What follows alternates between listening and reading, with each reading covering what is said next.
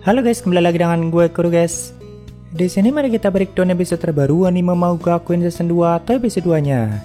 Tapi konten ini juga akan mengandung beberapa spoiler, jadi buat kalian yang gak mau kena spoiler bisa langsung skip aja video ini. Oke, langsung aja kita masuk ke pembahasannya.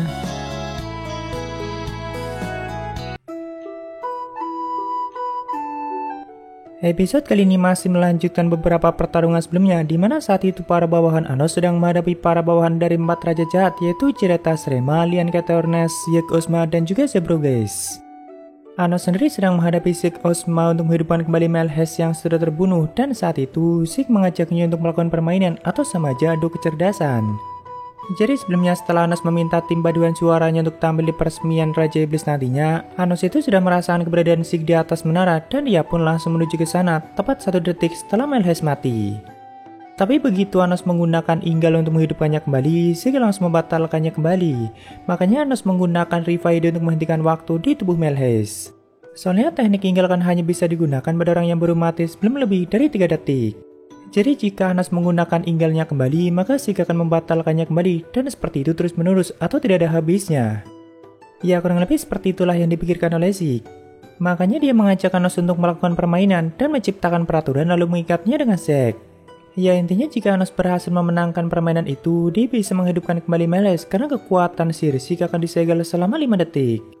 Tapi jika Anos kalah atau mengundurkan diri, maka kekuatan sihirnya juga akan disegel selama 5 detik dan Zeke bisa membunuh Melhes selamanya. Cuma di sini Zeke itu ditanamkan ingatan palsu mengenai informasi tentang Misa, Zeza, Sasa, dan Misa Necron. Dan Zeke sebenarnya tidak tahu mana anak dewa yang sesungguhnya yang pernah dibangkitkan kekuatannya oleh Nosgalia. Jadi walaupun Anos memenangkan permainan itu dan menebak siapa anak dewa dengan benar, tetap saja hal itu tidak bisa dipastikan kebenarannya karena Zeke hanya menggunakan ingatan palsu. Atau misalnya gini guys, jika Anos berhasil menebak siapa anak dewa dalam permainan itu dan ternyata anak dewa itu adalah Zeza. Tapi kan itu hanya kebenaran dalam ingatan palsu yang ditanamkan pada Zeke oleh orang yang sudah memanipulasi ingatannya. Sedangkan kebenaran mengenai anak dewa yang sesungguhnya belum bisa dipastikan.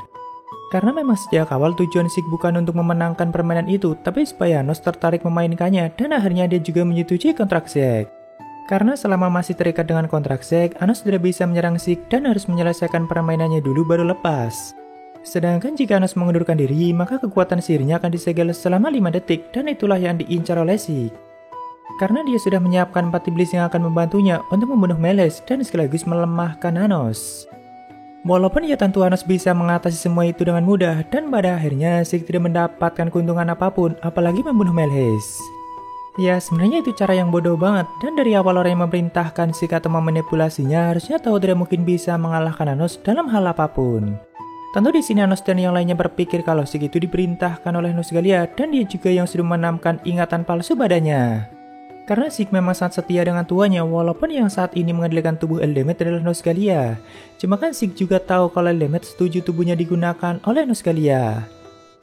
Jadi sebenarnya Anos sempat berpikir apa tujuan Nosgalia mengirim Zeke yang sebenarnya dan apa untungnya bagi dia membunuh Melhes. Karena dengan semua kejadian itu, Anos malah jadi mendapatkan banyak informasi baru terutama mengenai Misa yang ternyata anak dari Roh Agung Reno dan juga Shin Reglia dan juga beberapa informasi lainnya. Sedangkan pihak Nosgalia tidak mendapatkan keuntungan apapun dan sama aja mereka melakukan tindakan penyerangan yang tidak berguna. Jadi intinya di sini Anos menduga kalau yang terlibat dalam penyerangan itu bukan hanya Nosgalia dan 4 raja jahat saja, tapi juga ada pihak lain yang ikut bermain di dalamnya. Lalu mengenai kenapa Melhes bisa dihidupkan kembali dan kapan ditukarnya. Jadi sebelum permainan dimulai, Anos sudah lebih dulu menukar akar Melhes dengan akar semua atau buatan dan Zeke tidak menyadari hal itu. Cuma akarnya saja bukan dengan tubuh Melhesnya.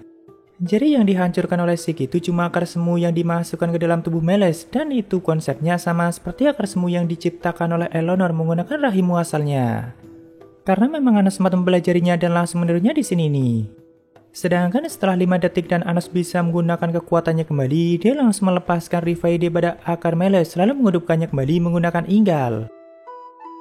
Lalu selanjutnya kita fokus ke tempat Misa dan Ray dulu guys. Saat itu, Ciret yang berniat mencuri akar Misa ternyata bisa digagalkan oleh Ray dan bahkan badannya berhasil dipotong sebelum mengenai tubuh Misa. Ia tentu Ray melakukan itu dengan gerakan yang sangat cepat. Di sini Jared juga memberitahu kalau Misa itu punya hubungan dengan roh Agung Reno, dan kalau di novelnya sebenarnya dijelaskan dengan detail kalau Misa adalah anak dari roh Agung Reno dan Sinreglia, dan itu Jared sendiri yang menceritakannya. Jadi roh Agung Reno itu adalah ibu dari semua roh, dan semua roh yang ada bisa dikatakan sebagai anak Reno. Walaupun mereka semua tidak langsung lahir dari rahim Reno, tapi sebagai roh Agung Reno juga bisa melahirkan roh-roh baru, dan itu adalah rumor utamanya sebagai ibu dari semua roh. Misalnya dari air mata yang keluar dari mata Reno saja bisa melahirkan roh-roh baru di hutan Ardain, dan juga ada beberapa cara lainnya.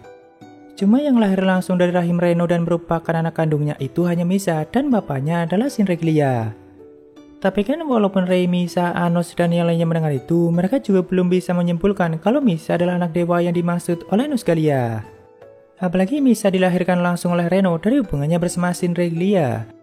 Walaupun memang 2000 tahun yang lalu Nusgalia sempat mengajak Reno membuat anak, dan Anos juga tahu akan hal itu.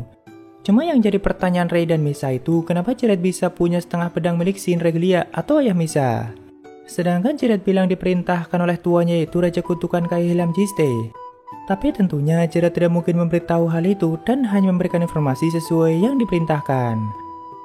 Akhirnya tidak butuh waktu lama saat itu Jared bisa dikalahkan oleh Rey. Walaupun sebelum berhasil menangkapnya, Jared sudah lebih dulu membunuh dan mereinkarnasi dirinya sendiri.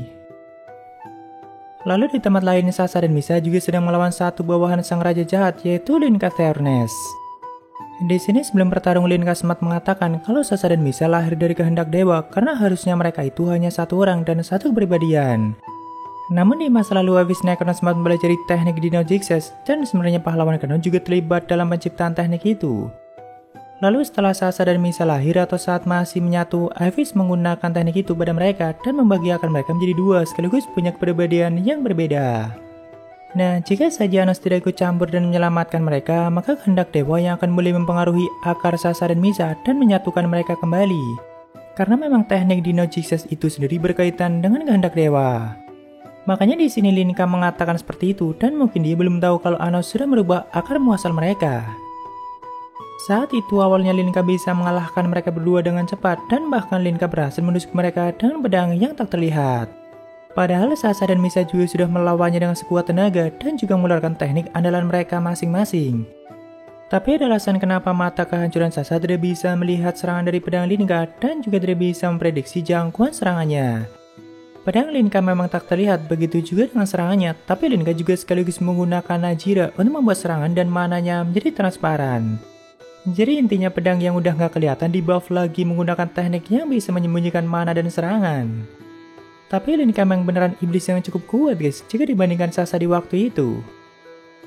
Lalu akhirnya saat itu Linka berhasil menusuk tubuh keduanya dan juga membuat Sasha sampai tak sadarkan diri. Sedangkan Misa yang masih bertahan akhirnya memutuskan untuk menggunakan sedikit kekuatan aslinya dan menciptakan kastil Del Sugade dengan kekuatan esnya. Tentu Linka yang melihat itu langsung panik karena dia tahu Del Sugade itu sama aja berwujudan dari kekuatan dewa kehancuran itu sendiri, dan harusnya yang bisa memanggilnya hanya Raja Iblis Anos Voldigood. Setelah menggunakan kekuatan sebesar itu, Misa dengan mudah langsung menghancurkan tubuh Linka dan memenangkan pertarungan itu. Sebenarnya di chapter ini memang belum dijelaskan kenapa Misa bisa memanggil kastil Del Sugade dan tiba-tiba kekuatannya meningkat sangat pesat. Karena jika dijelaskan sama aja memberitahu siapa Misa yang sebenarnya, dan itu merupakan spoiler. Tapi sebenarnya Del Sugade yang dipanggil Misa di sini hanya Del Sugade semut ciptanya sendiri, dan kemungkinan itu menggunakan sedikit kekuatan aslinya sebagai dewa pencipta atau Militia. Soalnya dari awal Misa emang gak pernah kehilangan kekuatan ataupun ingatannya sebagai dewa pencipta Militia, dan dia hanya menyegilnya saja. Tapi sewaktu-waktu Misa bisa menggunakannya kembali kapanpun dia mau.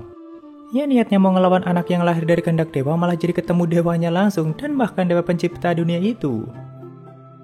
Lalu di tempat lain atau tepatnya di kastil milik Elio, Sisa dan Eleanor sedang menghadapi Zebroges yang merupakan bawahan dari Raja Monumen Scarlet yaitu Grisilis Delo. Di situ Zebra menggunakan kekuatannya untuk merubah semua orang menjadi zombie yang menuruti perintahnya, dan mereka semua tentu langsung menyerang Eleanor dan juga Sisa. Jadi Zebra itu menggunakan teknik Igrum yang pernah Anos gunakan pada saat merubah Zepes menjadi zombie, tapi juga digabungkan dengan teknik Zebra sendiri. Bahkan dia juga bisa menyerap kekuatan sihir Eleanor dan Sisa di tempat itu, dan jika terlalu lama maka mereka berdua juga pasti akan mati. Awalnya Zebra yakin kalau Eleanor tidak akan bisa menggunakan teknik es selama dia masih di tempat itu. Karena mana atau kekuatan sihir dari luar tidak akan bisa memasukinya. Tapi Zebra belum tahu kalau di dalam akar muasal Eleanor saat ini ada kekuatan Thanos, dan tentu hal itu membuatnya jauh lebih kuat. Jadi Eleanor pun mampu menarik kekuatan dari luar dan menggunakan teknik Axe untuk mendapatkan kekuatan dari semua anaknya atau 10.000 Zeza. Ya, akhirnya pertarungan di tempat itu juga dimenangkan oleh Zeza dan Eleanor, dan setelah itu mereka menghidupkan kembali semua orang yang tadinya diubah menjadi zombie menggunakan Tewa Inggal. Nah, di pertarungan ini Zebra juga mengatakan kalau dewa terlibat dalam menciptakan rahim muasal Eleanor dan tujuannya adalah untuk menciptakan wadah baru yang mampu menampung kekuatan dewa. Wadah yang dimaksud itu adalah Zeza, dan itu sama aja Zeza adalah anak yang lahir dari kehendak dewa. Jadi sebenarnya informasi yang diberikan oleh semua bawahan 4 raja jahat itu memang benar semua, dan semua bawahan Thanos yang terlibat dalam permainan itu memang merupakan anak yang lahir atas campur tangan dewa. Tapi justru dengan semua informasi itu, Bea akan semakin bingung siapa sebenarnya anak dewa yang berniat dibangkitkan kekuatannya oleh Nosgalia, dan siapa di antara mereka yang diberikan tatanan untuk melenyapkan Raja Iblis Anas Voldigoth. Setelah mengalahkan musuh mereka masing-masing, mereka langsung berkumpul di menara tempat Melhes dan Thanos berada. Di situ mereka mulai mendiskusikan tentang informasi yang mereka dapat, tapi tetap saja mereka belum menemukan siapa anak dewa yang dimaksud oleh Nosgalia. Melhes juga melaporkan mengenai situasi di Azeson saat ini yang ternyata beberapa di antaranya masih belum menerima kenyataan dan berdamai dengan Dilhaide. Ya, di novel ini pasti selalu ada aja manusia seperti Zelga dan orang-orang seperti mereka lah yang selalu menciptakan konflik ataupun masalah baru. Tidak hanya itu, di sini Melhes juga mengatakan telah mendapat pesan dari Shin Reglia yang meminta Thanos untuk datang langsung ke hutan Rohardain. Karena ada sesuatu hal yang membuat Shin tidak bisa menunjukkan dirinya secara langsung dan Thanos harus datang ke sana. Ya, tentu mendengar nama Shin Reglia membuat Thanos dan Rei atau pahlawan kanon sempat terkejut, karena Shin bukan iblis sembarangan dan merupakan tangan kanan Thanos sendiri. Apalagi pedang yang dibawa Jera ternyata memang setengah dari pedang Shin, dan jika digabungkan dengan milik Misa maka akan menjadi satu, dan pedang itu adalah Jerinyojes atau pedang yang sama yang pernah Shin gunakan untuk menebas leher Nosgalia. Dan episode ini pun ditutup dengan rencana kunjungan ke hutan Rohardain. Ya, mungkin segitu aja untuk pembahasan kali ini, dan jika ada kesalahan gue minta maaf atau kalian bisa koreksi aja di bawah. Thank you, sampai ketemu di video lainnya. Salam kuru guys.